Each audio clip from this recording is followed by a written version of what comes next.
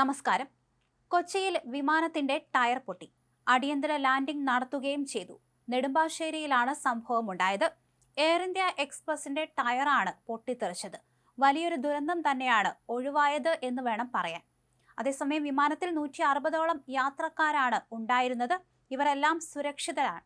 അതേസമയം ടയർ പൊട്ടാനിടയായ സാഹചര്യം എന്താണെന്ന് വെളിവായിട്ടില്ല. സംഭവത്തിൽ ഇനി പരിശോധന നടത്തേണ്ടിയിരിക്കുന്നു. യാത്രക്കാരെല്ലാം സുരക്ഷിതരാണെന്നാണ് നിലവിൽ ലഭ്യമാകുന്ന വിവരം.